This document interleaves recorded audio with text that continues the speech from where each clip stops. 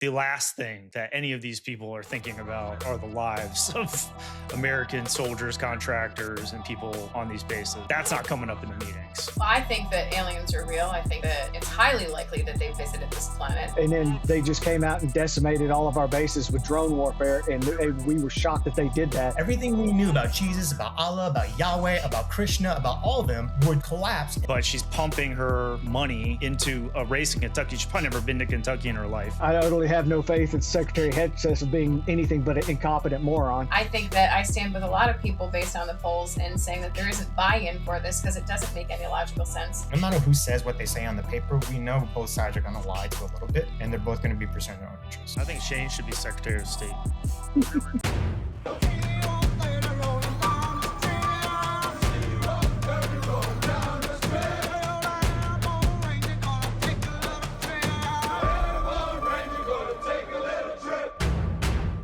Hi, everybody. This is John Koenig back for Real Veteran News. This is Real Veteran News 57. Here today with good friends. We got two Navy guys, and we got Mary Kubik, Gold Star sister again, because we had some technical difficulties last week, and I wanted to have her on again, get her on the full experience here. We've got Shane Stevens, Mark Peterson, and Mary Kubik. Why don't you guys introduce yourselves in that order, please? Hey, what's going on, y'all? I'm Shane Stevens, former Naval Intelligence, and working just in the private sector right now, and happy to be back onto the program to show our perspective from here in DC. Mark? Yeah, I'm Mark Peterson. I'm a retired Navy senior chief, and I work in campaigns and politics now, and happy to be here. Mary? I'm Mary Kubik, Gold Star sister, social worker. I work with veterans transitioning out of service and for a Christian nonprofit.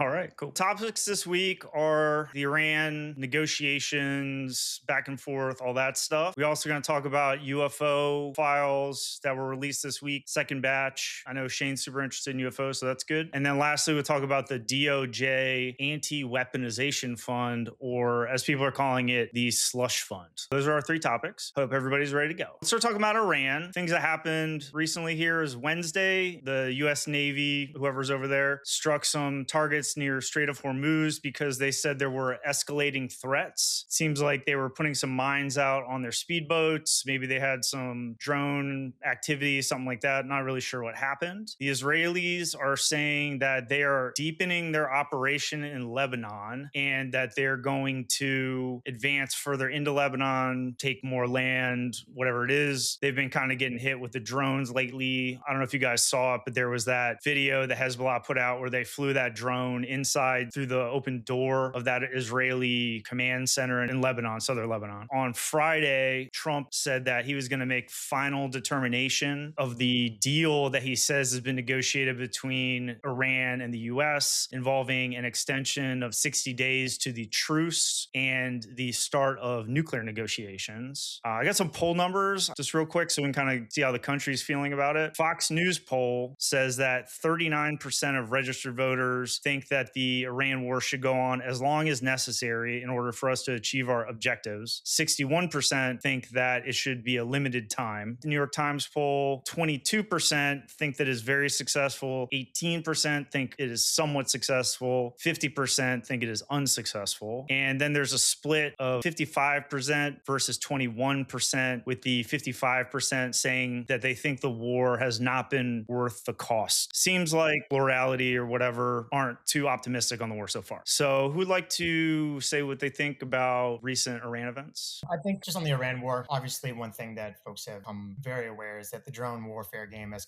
completely changed the battlefield. The larger militaries out there in the world between Russia, China, and the US, now we have to deal with smaller militaries being able to strike their targets much more efficiently and much more accurately. So it's become more of a hybrid warfare that we are now having to contend with. There is a mix of a rush right now of anti-drone defenses that are being trying to ship to the front lines, whether that's a mix of long-range, short-range, hardware and ballistic missiles and actual guns, but really there's a strong surge in the lasers that I've seen being pushed out there. We know that the weather and the dust and the accuracy and the actual efficacy is still up for debates on that one, but there's a significant surge on that one that they're trying to mitigate that. So it's something that we're kind of learning on the fly and something that we're having to deal with. And it's something that we'll see how that unfolds out there, but it's definitely has kind of changed the game in which Iran previously couldn't really do anything with our militaries. They couldn't hit us, but now that they're receiving targeting packages from Russia and China, 100% on that is how they're able to escalate and accurately target, not really us per se, because yeah, we have our bases out there, but it's really our Gulf allies that we have out there. So it'll be interesting to see how that unfolds. Shane, could I ask you a question?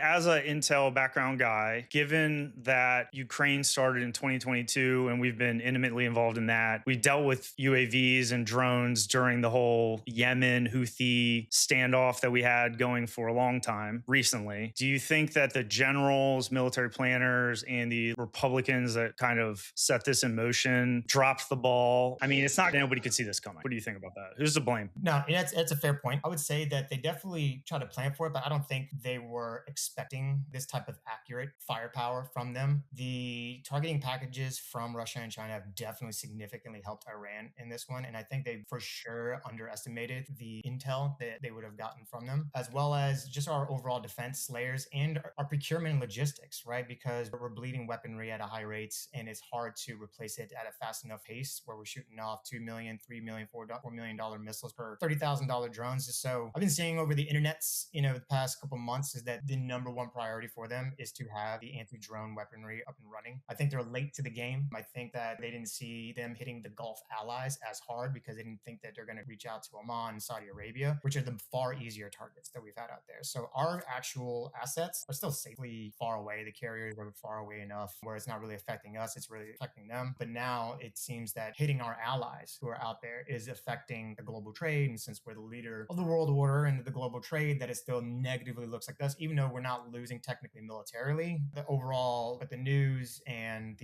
how this kind of looks on us is, I think they underestimated it. I think they planned for it, but definitely underestimated. I think both of you guys have been on aircraft carriers before. I also heard that the Gerald Ford is getting a presidential unit citation, but I think they were involved in Venezuela, but have they really done anything? They had issues, potentially like internal sabotage, but they're getting a presidential award. What do you think? Well, it was a maiden voyage, so it was probably inevitable that would happen. It was a brand new ship, first of its class, and it was on a really, really long cruise, probably the longest since my cruise in 2003 on the Abraham Lincoln, the 11-monther from the opening of OIF. Don't quote me on that, but I think it was close. Have you seen that they're saying that aircraft carrier is going to be in repairs for 2 years after this? And that makes sense. That's not unusual. Aircraft carriers go through a lot of wear and tear, and just to resurface the flight deck takes 6 to 8 months. And that one is larger than the traditional CVN class, Nimitz class carrier. So it's 1.5 times larger. Is that right, Shane? Something like that? Yep. And they integrated new technologies between the electromagnetic launch catapults and just like the overall structure. They put way too much into one carrier. They should have added 1 or 2 instead of like 10 or 11 different things. So. It was a brand new ship, and it's the first of its class. They'll take all those lessons learned, and they'll make the post-deployment periods will become less and less as they learn what they need to do and implement those maintenance cycles further and further as deployments go. It'll get better, but it's like every learning curve. What do you think about the war? As far as the war goes, I think he started it as a distraction from the Epstein files and because Israel told him to, and now he doesn't know how to get out of it. He doesn't know how to stop it. Israel's already come out and said online in social media, we're not going to support any stopping to the Israel war because it distracts the rest of the world from what we're doing in Lebanon. They've come out and said that plainly. So I don't think we're going to stop Iran anytime soon. Shane already said that we went in there thinking this is going to be a traditional kind of war, and we executed as traditionally, as we saw in the videos and imagery that was initially released of them bombing airfields and blowing up all the Iranian Tomcats and whatnot. And we were all prideful and very happy about it. And then they just came out and decimated all of our bases with drone warfare. And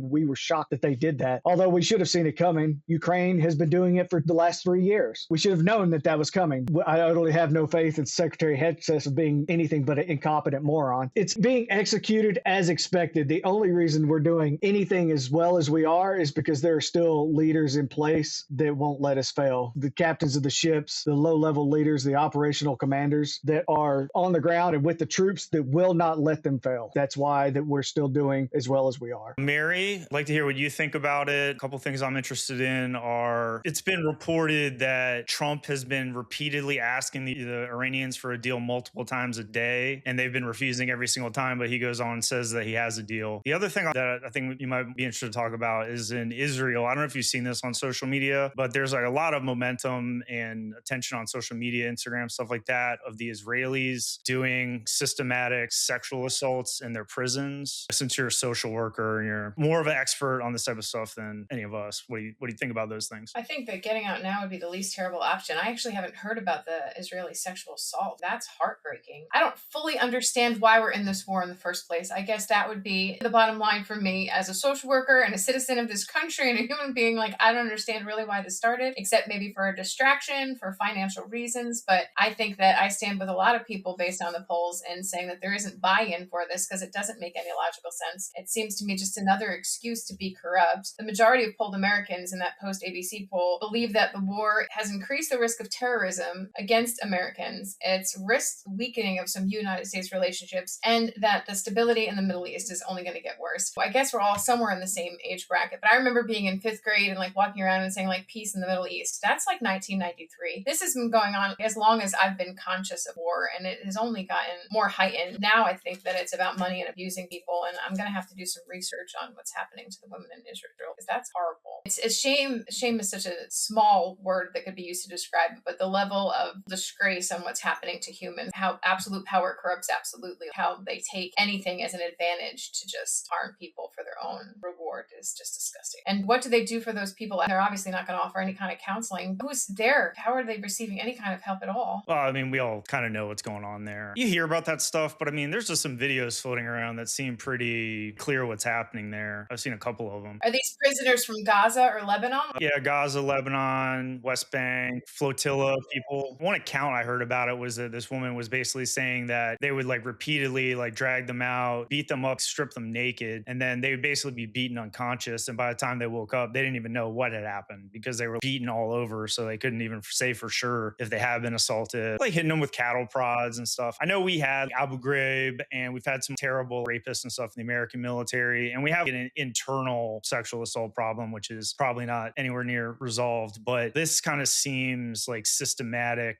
on another level of anything in our military we had happen, I would say, personally. Having been a part of it during the wars, I wouldn't imagine anyone I serve with doing anything like that. Will they be persecuted later as war crime? What happens? What recourse do any of them even have after the fact? Well, there's already warrants out for arrest for many Israeli leaders by The Hague, but I don't know if those will ever be prosecuted. Yeah, we'll see what happens. Shane? To play devil's advocate, any violation of Geneva Conventions is an absolute atrocity. It should be followed up to the fullest extent of the law. I think for any complex issue, it needs to be seen through multiple lenses and multiple perspectives. So if there's any Israeli soldiers or anything like that going on, yes, hopefully justice will be served. But it goes both ways, right? I'm not defending either or, right? I really don't have a dog in this fight in this war. I just hope it stops. I don't like being in it, but it definitely goes both ways, right? So just because we're seeing the media on the Israeli side doesn't mean that on the other side is not just as horrific of a scenes that they're not also perpetuating. It just may not be covered in the news because it may be not as sexy or it may not be as glamorous, but there's definitely atrocities on both sides. And so we just need to make sure that anything that is happening against the Geneva Conventions is followed up to try to prosecute to the full extent of the law. Okay, got a little both sidism argument there. You're saying you want it to stop.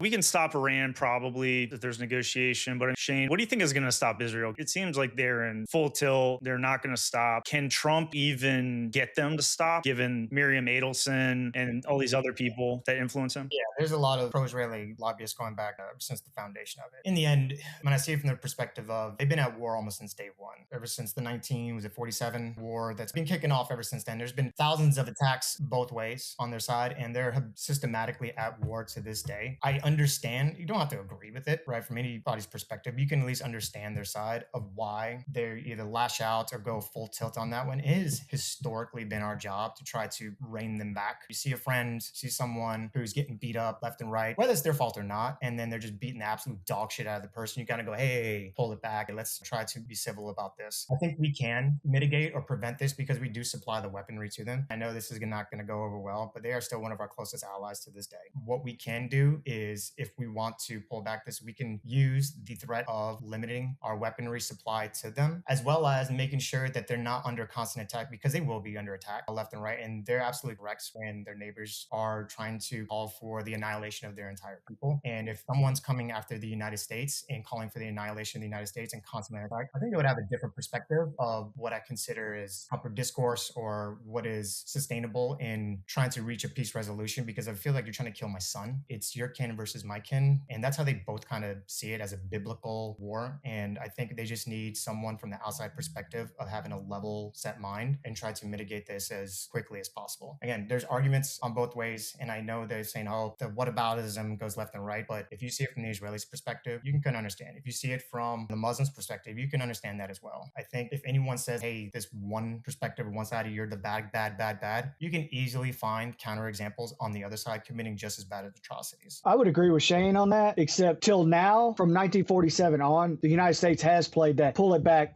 rein them in. But we've had the United States has also played a level of diplomacy that we're not playing now. That's fair. We're not playing that role at all. We're more or less kind of egging them on. We're still engaging in Iran. We're not trying to restrain Israel at all. We're more or less saying, have at it, do what you want. We're not doing any sort of diplomacy in the Middle East at all. And you're absolutely right. Our diplomatic efforts and our State Department efforts, I think, significantly needs to be much more involved into this, because we do have that leverage on the Israeli side to try to get this to calm down. I think we also need someone else on the other side to be doing that with Iran as well, to try to get them to calm down, just so we can try to call this a peace. I know that it'll be a dream, probably to the day we're dead, peace in the Middle East. I really sincerely hope that'll be the status, maybe not. But if we don't see that counterbalance of someone else trying to push Iran to do this, I don't think there's, at least in this current administration, or maybe even future administrations, we'll see that as, hey, if they're not playing fair by the rules, then why should we? That's not to say it's okay. Our State Department does need to be much more involved than it is now. There was one thing that I knew I wanted to talk about something before we got started. Thomas Massie. We all know what happened to Thomas Massie, and this kind of relates to this. You know, you say, okay, we have the ability to rein Israel in on the bombs or whatever, but this election with Thomas Massie, and then there was that other, whoever else they got out. Are we not seeing the Israelis consolidating their stranglehold on American politics as we speak? This is what the discussion is. Is this woman who is basically an Israeli? She's American or whatever,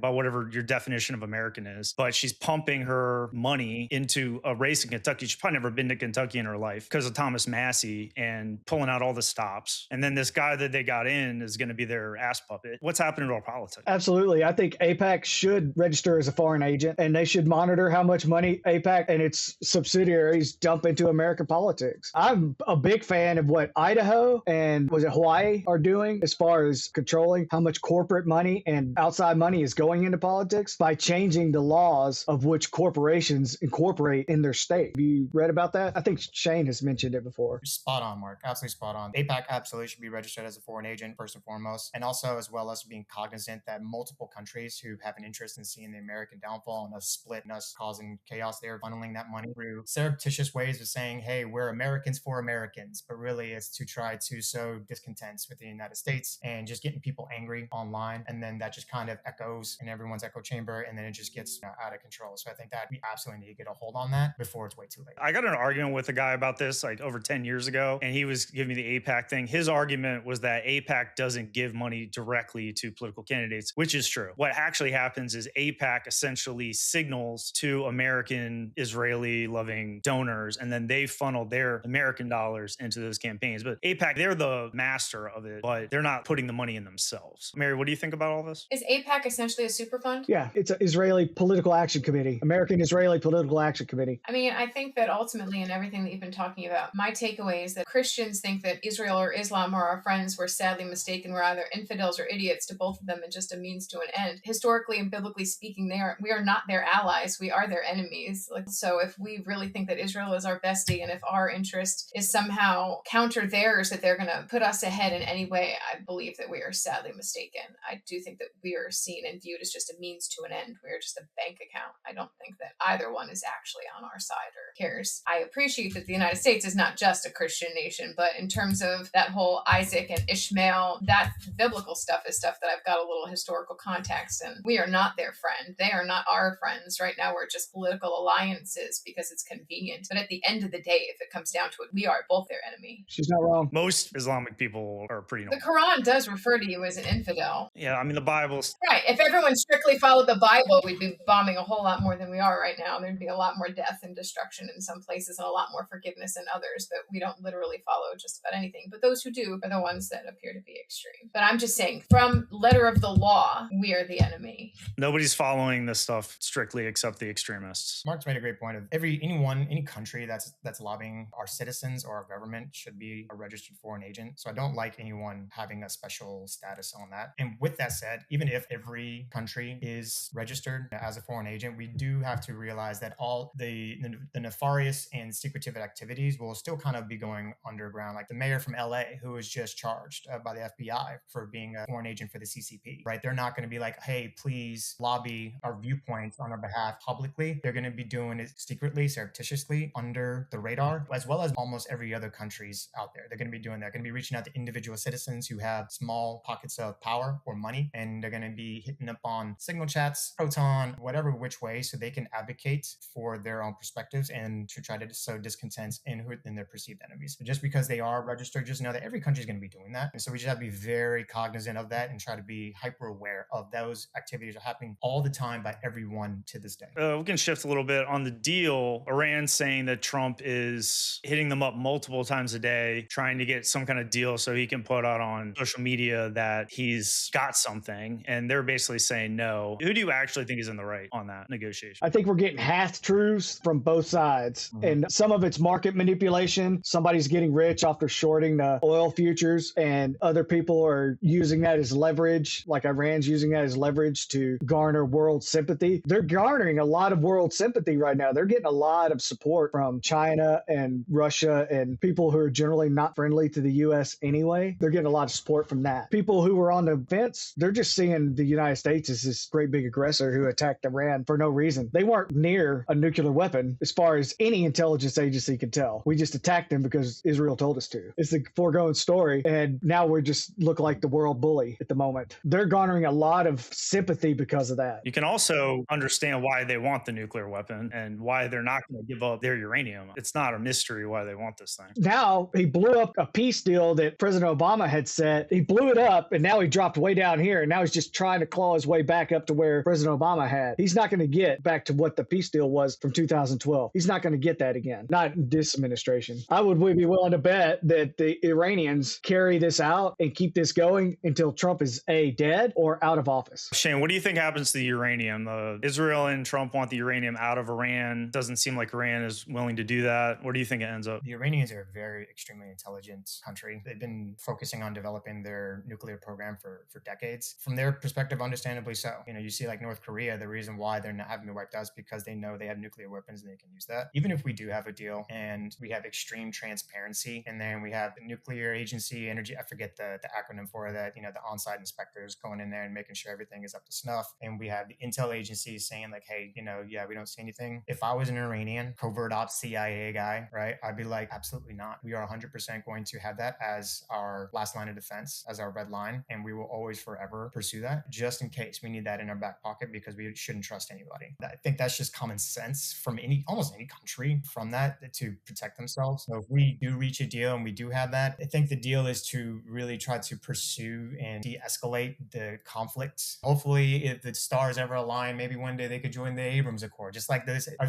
dream way back when was that Russia would join NATO. Remember, there was a picture of Bush and Putin who were out there fishing and golfing, right? Because we had that small window of peace, and we genuinely thought that was going to happen before the whole Bosnian war that kicked off. I think the Israelis will forever be suspicious and be acting towards trying to nip that in the bud. The Iranians, from their perspective, they're like, we're going to absolutely pursue that. And until we actually have an agreement and they come to peace settlements and they hopefully find a kumbaya, and knowing that this is absolutely retarded for both of them to be trying to kill each other, I think both sides are going to be correct and both sides of their perspectives will be correct. The only thing we can really try to pursue is just try to continue to de-escalate it and hopefully, open up the Straits of Hormuz and get at least the free trade flowing again. But both sides will be moving in their own interests, no matter what. No matter who says what they say on the paper, we know both sides are going to lie to a little bit, and they're both going to be pursuing their own interests. I think Shane should be Secretary of State. Mary, where do you think this is going to end up with the uranium? I don't know what technology we have where we would be able to identify what it is and how much they have, but if I were them, I think they're just going to hide it. If you listen to the way that they're quoting, they're not talking like, yeah, sure, we'll just destroy it somewhere. I mean, the Iranian parliament speaker, whose name I can't pronounce, said that we gain concessions not through dialogue, but through missiles. In negotiations, we merely make them understand this. The winner of any agreement is the one who, from the day after it, is better prepared for war. To me, that doesn't sound like someone who's like, yeah, I'm ready for a peace deal. I'm just going to burn this uranium up and we're going to be besties. It sounds like they're prepared to fight, to hold on to it so that they can have the red line. We've proven ourselves untrustworthy and other people have done the same thing, and we're all here to protect our own interests. They have the right to do the same thing as long as they're not impending violence on others. Yeah, the Iranian people, they're Persians. They have been in that land for thousands of years. What have we got? I think there's a point too where the Pakistanis have been playing a lot of diplomacy because they don't want this to go as far, but they're borders with each other. So the Pakistanis could just drive a couple of nuclear weapons right across the border. Not too much that could be done to stop that. They would get diplomatic sanctions and stuff like that. But if it gets bad enough, I mean, at some point, the Pakistanis might just do it. I mean, the Russians, they got their own problems. The Chinese probably don't want to get involved. The North Koreans, even if the North Koreans want to send over a few, they'd have to go by boat and,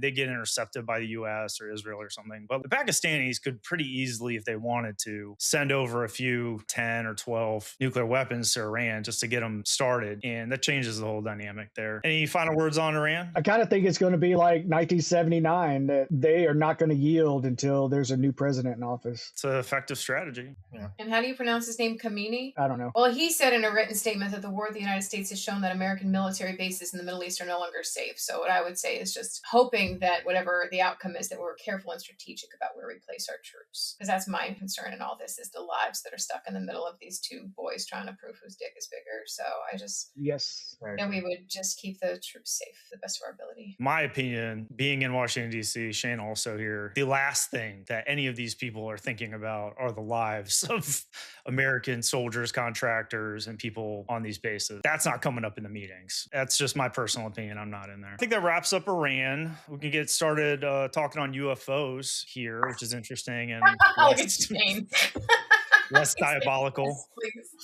We talked about like the Epstein files. Some people say this is like Epstein files distraction. They release another group of videos and stuff. They're not definitive. It's kind of like we don't know what this is. Some of them go back a long time. I had a discussion with Brandon on the last video about how these unidentified things are our own advanced drones or other countries. But I mean, some of these records go back to the Apollo program and like the early NASA programs. Just the fact that we would have advanced technology like that at that time is just preposterous. I mean, nobody had anything like this, even going back that far, our parents or grandparents' eras. They had one in Syria in 2021 that was a video of a drone and it had rapid acceleration, right? Me looking at some of this stuff, the two things that kind of signify that these might not be human-made technology, extraterrestrial technology, one is rapid acceleration. We have our understanding of physics. If a human being was in a vehicle going that fast, changing directions, all the blood in your brain would like shoot out your eyes from the G-forces and everything. So it would have to be unmanned if it was some kind of drone. No human being could survive in that. And then the other thing that you see in some of these videos is, I think it's called transmedium flight, where they essentially are flying at very high speeds above the water, and then they go below the water without slowing down, travel under the water, and then they come out of the water without slowing down. And theoretically, we don't have anything like that. No humans have any technology like that. So those are the two big ones. We have this congressman from Tennessee, Tim Burchett, who has been very, let's investigate, let's get the truth out there. Okay, great, Tim. Love that. I want to know what the truth is. I think we all should know. I think we're all adults. We've seen movies. We can live in a world where we're not alone. I don't know what that does to a lot of people's worldviews and stuff, how that affects world politics, but it is what it is. I mentioned that Shane's really interested. So Shane, why don't you tell us what you think first? All right. So love this topic. And I'll give the caveat that I'm a person who wants to believe.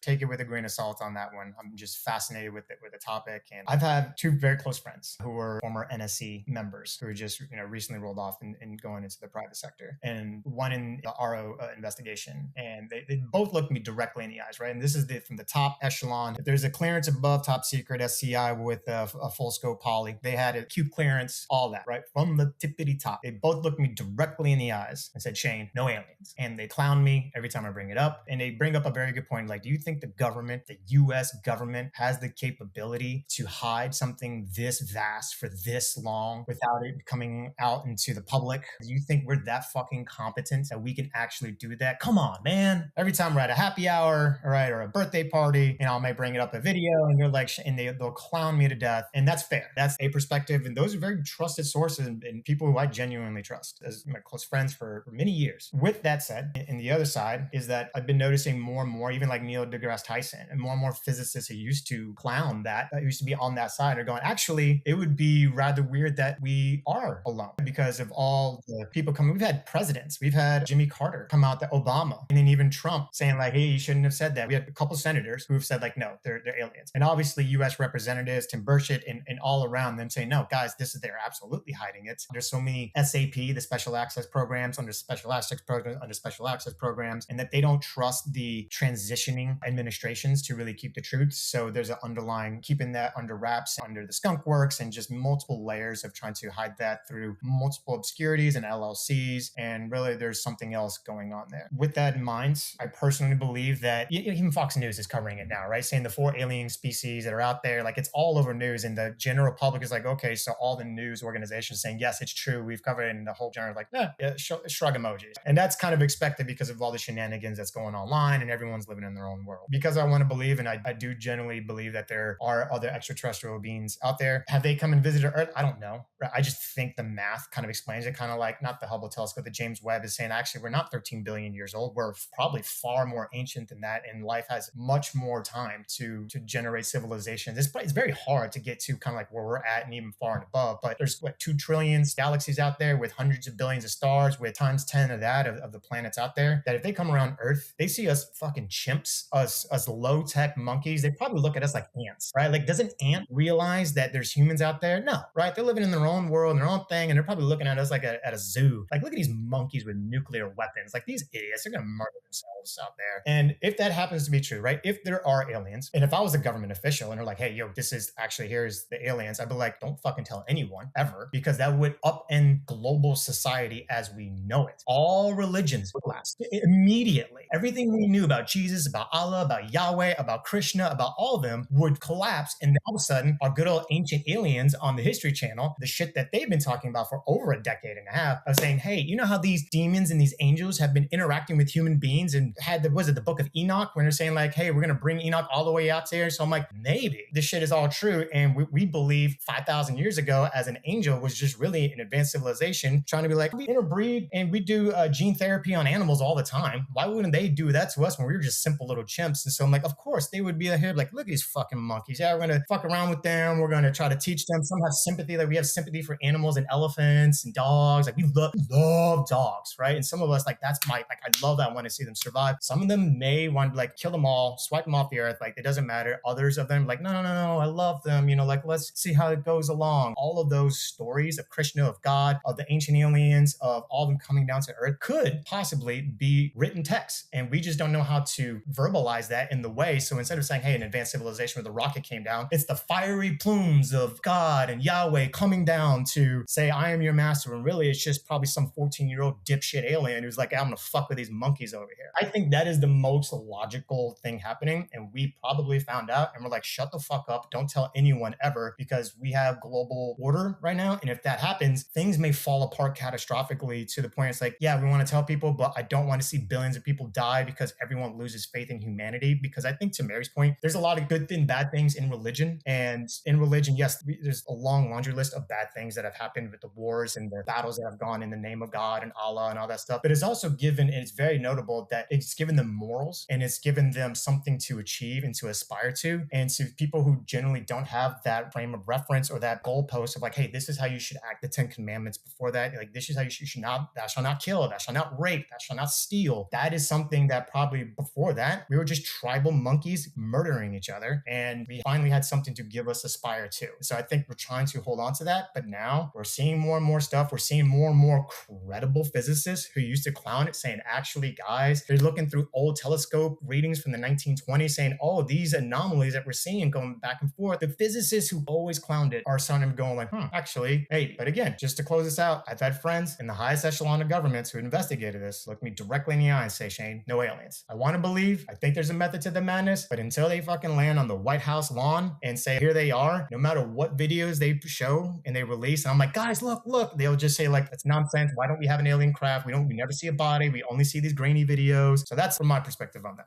So you mentioned Neil deGrasse Tyson. I'm a big fan of his. He said that there's basically no way that there's not alien life out there somewhere, but he has serious reservations that they've actually come to Earth. Billions of light years. Just think about that for a second. Away from anything. Voyager 1 is the furthest object away from Earth at the moment, and it just went beyond Pluto, and it's on its way to the Oort cloud. It took it almost 50 years of travel time, and it's not even a half a light year away. And we're talking billions of light years across a galaxy. Think of that in travel time, unless there's warp core, things of that. Entanglement is the only. It obviously would have advanced propulsion that we don't have. Yeah. So that doesn't really make sense. Yeah. Until that's solved, everything is so far away, like Shane was saying. The likelihood that we are the only ones in this massive galaxy, I think we would be very narcissistic and arrogant to think we were the only ones that were able to evolve into human life. There's got to be life elsewhere, and they have found evidence of life outside Earth already. What do you think about the UFOs, though? Show up, bro. Roll out the alien. He said that too. He's like, just roll it out. Like Weekend at Bernie?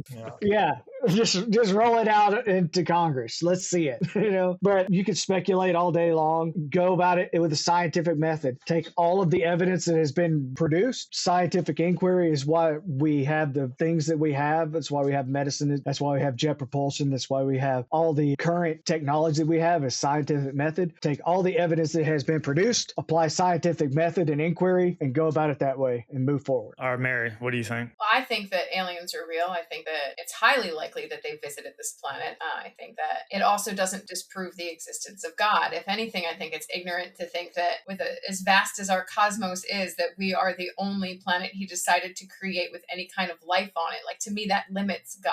So if I believe that God is unlimited in all that he could do, I'm super selfish and narcissistic if I think, but this is the only planet he decided to put beings on. So if anything, I think that as we discover more and more, it just shows to me how big he is and what the essence of what that is means. But I do think that it's hard to say based on all the videos that I've watched. I mean, I think there's other files that are more important that we should be discussing as a country, but these are an interesting set. I think that it's clear that it's unclear. They're fuzzy. The one video where they're shooting it down over that lake, Huron, between the United States and Canada, it just looks like a balloon to me, especially since it was around the same time as all those other balloons were flying around. Like, it didn't seem super suspicious, like this is alien life. But there are other things that we've seen in previous videos that have been released from like, okay, now that's sketch. I don't think that I've seen any of that come out of anything military before. Is it possible we have it and we're hiding it? Sure. But nothing has been close enough that we've seen yet to actually scientifically investigate it. Do I believe that there are aliens? I absolutely do. I think on a certain level, it's ignorant not to. I think it's a fear factor if you want to deny the existence of life outside of your own because it's uncomfortable and because it's unknown. Do I think that we have enough evidence to prove it? I haven't seen it yet, but I'm sure that it's there. Shane talked for a while. There's a couple things I'd like to just kind of respond on Shane. I know you got your buddies. I'm sure they're good dudes. They've got their strongly held beliefs, and I get that. And I understand their security clearances. Now, Obama is open to the idea, was the president for 8 years. And on podcasts, he said that when he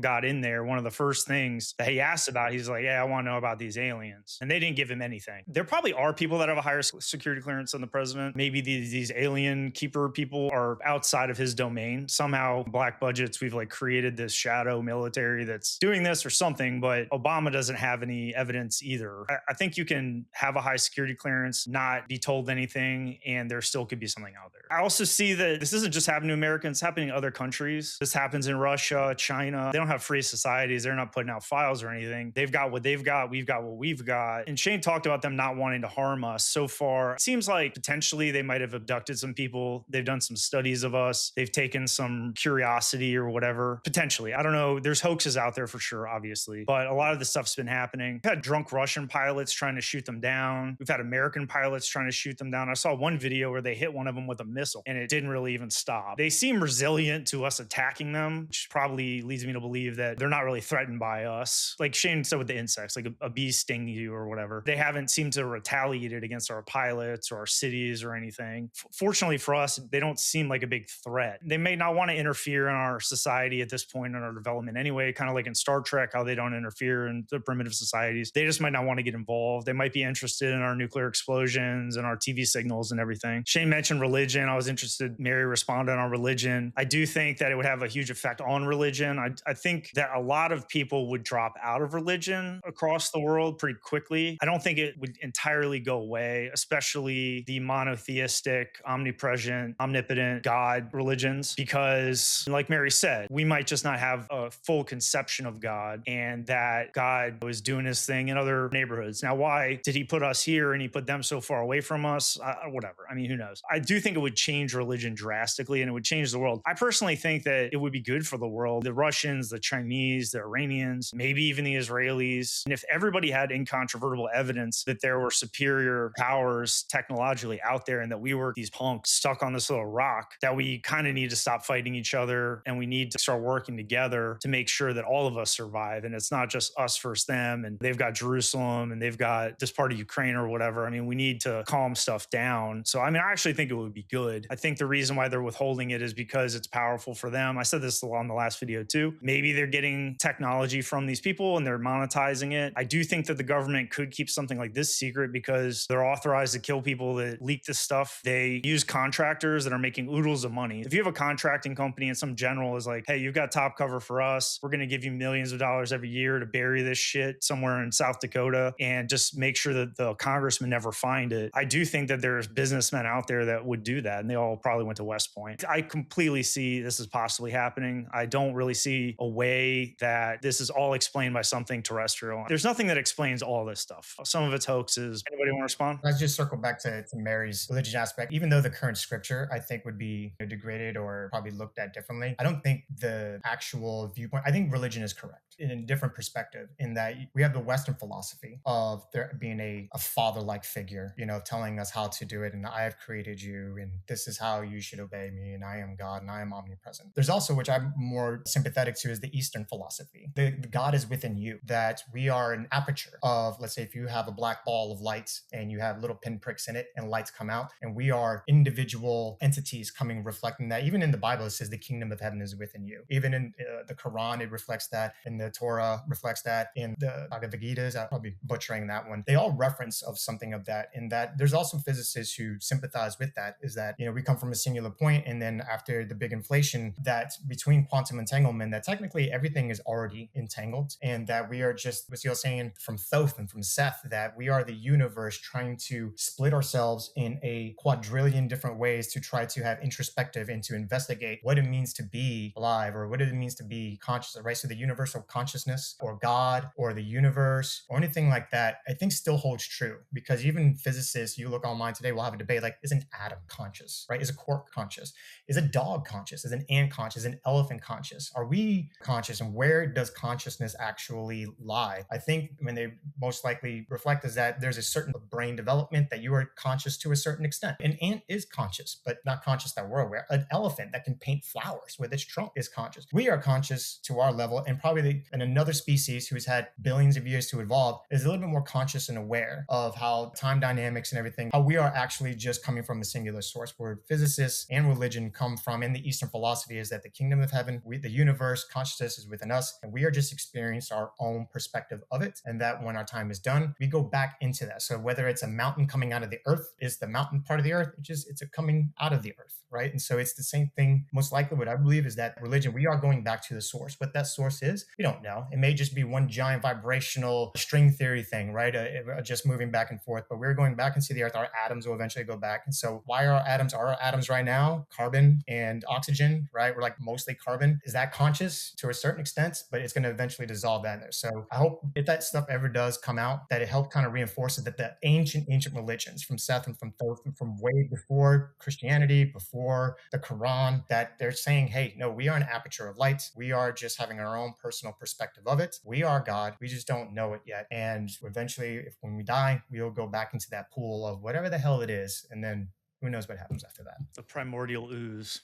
Well, on some level, I mean, I do agree that a lot of that's accurate. We're looking at an Eastern religion through Western eyes. So Christianity was an Eastern religion, and a lot of scripture points to God being within you and you being created in his image and likeness and being part of the one. I think that there's certain things that we would disagree on, but I think a lot of what you said would be biblically relatable. And I think that a lot of the things that are in the Bible are in other religions. Before I committed to Christianity, I studied world religions and I studied all the things because I didn't want to blindly go into anything, because I think even faith needs to be scientifically examined, because what am I putting my trust in? I don't think that anything scripturally or in any other religious text points to blind faith and just following. There's no roots to something that you don't question. So the first wind blows and you change your mind. And I don't want to approach any aspect of my life that way. So I do think that we are all parts of a whole. And if we all really saw our connectedness, we would treat each other differently. At least that's the hope. Well said. So I'd like to get in the slush fund thing. I think we've all heard about it, but basically Trump did a lawsuit settlement agreement with the IRS, which resulted in a $1.78 billion anti-weaponization fund, which people are calling a slush fund. It's pissed off some of the Republican senators, which is not good for Trump. They're trying to smooth it over. Obviously, the Democrats don't like it. There's not a lot of guidance on exactly who would get this money. A lot of the January 6 people, one of them wants to go for $30 million. A lot of these January 6 people are going to go for it. Trump might go for it too. A lot of these people that have gotten prosecuted in the last few years that are friends with Trump. Well, as of yesterday, ain't nobody getting it.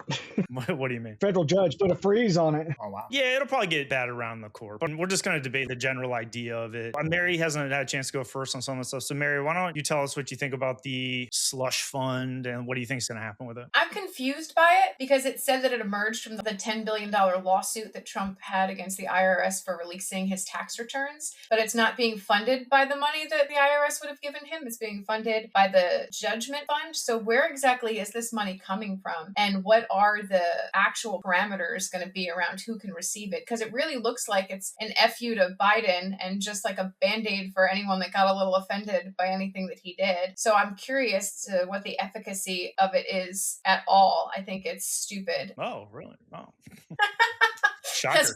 I'm sure I'm not alone, but I don't understand what it's rooted in, like where the money is actually coming from, what the basis of it is. If it was a $10 billion lawsuit, why is this only 1.78? Where is the money coming from? Who's actually eligible for it? And is this just a middle finger to the Biden administration? I see it as like a liberal troll, a very effective liberal troll. And Mark, you are a liberal, so do you feel trolled? I don't feel trolled. I feel like it's just another grift of his that he's using to pay for whatever next super illegal thing he's trying to do. Who knows? Run for a third term? Who knows? It was already stopped once. It hasn't been funded or approved by Congress. He made the agreement before it arrived at a federal judge, and it was never approved by a federal court. So there was no checks and balances done. It was, hey, I'm going to sue myself, because that's effectively what he did. And then he didn't have that lawsuit agreement approved by another branch of government. So he's like, I'm suing myself, and then I'm going to pay myself this amount of money with no other checks and balances from another branch of government. No Congress approval, no judiciary approval. I'm just taking money because I can. That's a grift. That's definitively a grift. That's why the federal judge stopped it. It's got to be approved by somebody. If it had gone through a normal channel and been, hey, this is an agreement, and then the federal judge approved it, I would have a whole lot less problem with it. All right, we're not lawyers, so probably they thought of all this somehow. All right, Shane, what do you think about the slush fund? Are you going to apply? Of course, 100% I'm applying to it. Get what's yours?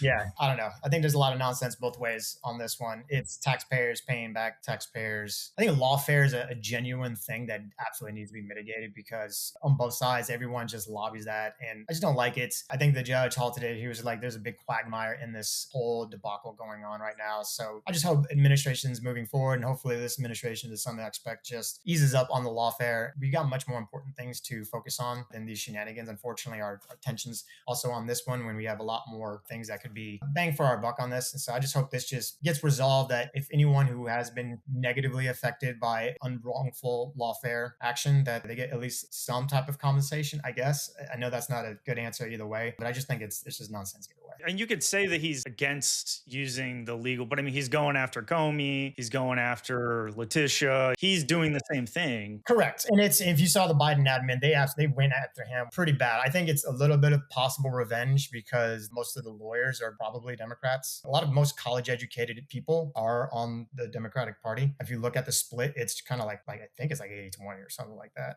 And so there's a ton of lawfare. So I think it's just kind of, we're coming after you, we don't like you, and then we're going to 10x that dumb thing with way dumber stuff. It's just going to go ping ponging back and forth. So it's dumb. My take on it is it's a signal that he's giving that if you stand with me, I'll take care of you in the end. Like Navarro went to jail, Michael Flynn, like these guys who didn't turn on Trump. Then you have like Michael Cohen, who basically went anti-Trump. So he's basically saying day one, January 6th, pardon everybody. He's like, I'll take care of you. Now you get some money out of it. He cleansed their records. He took the news articles about them off the DOJ website, basically setting up the future to be like, hey, if you fight with me next time, I'll clean it up for you afterwards. I'll keep my faith with you if the Democrats try to get you off of January 6th the next time or whatever happens next time. Or, when this midterms happens and the Democrats come and they start investigating, they start subpoenaing people, contempt of Congress or contempt or whatever they try to do. He wants his people to stand tall, like the mafia or something like that. At the end of the day, he'll help you out. So, I mean, that's what I see it as. I don't think it's going to go too far. I think either Republicans or lawyers or judges will stop it or slow it down or whatever. I hope that everybody that Trump fired applies for it. It's anti-weaponization. Everyone that Trump fired should apply. They've been hurt by the United States. Get that money. Yeah. Every single person who was fired by DOJ. He controls the board. So they're only going to approve people that are in line with him. So I just think it would be good publicity if everybody publicly applied that he has fired. If they make it very known that they're applying for this anti-weaponization fund to see how corrupt it actually is. Like Hunter Biden? You should. Yeah, but I mean, they're going to weed that shit out. All right. Well, that seems like end of the show. So we can say our final farewells, say whatever you feel like talking about or whatever. Why don't we start with Mark? We talked about a lot of things. I would like to remind everybody that it is primary season, whatever state you're in. So please go out and vote. Whatever flavor you may be, voting is the most important thing we can do as our civic duties. So please go vote. Shane? The old saying still holds true. 80% of Americans agree on 80% of the things. It's the loudest 10% on both sides that are going to be yelling the loudest on their own echo chambers. So just get out there. If you want to hate your country, live in the news and corporate media and all that stuff. You want to love your country, travel it. Everyone is mostly good. I'm a Republican who lives in DC. The city's wonderful. And most everyone is kind and help each other out. Yes, we have our crime problems that hopefully we try to mitigate as much as possible. I've been a big advocate of that, but most Americans are great. Don't let the outside influence actors trying to disseminate and sow discontent between us, thinking that everyone's evil, the left or right. I think both sides have wonderful people and I just love America. And I love this group that we have. It's a very good, healthy discussions, seeing multiple perspectives and multiple lenses. And I hope we do continue this as John facilitates, this kind of show from veterans and from Gold Star Sisters, that this is what true Americans kind of feel and perceive. Yeah, I agree with Shane. DC is great, except for Navy Yard. Mary, what's your final? I would say regardless of which political party you have, what you believe in, if there's aliens outside your window, the most important thing is that you take the time to find out who you are and what you believe. Because if you don't stand for something, you'll fall for anything. I like that. All right. Well, are the aliens going to apply for the anti-weaponization funds? They better. They've been in hiding for like 100 years. I mean, they're taking Sidewinder missiles. All right. Well, that's the end of the show. Thanks, everybody. And you're welcome for getting through an entire show without mentioning AI. So we'll see you next time. All right. Bye. All right. See ya.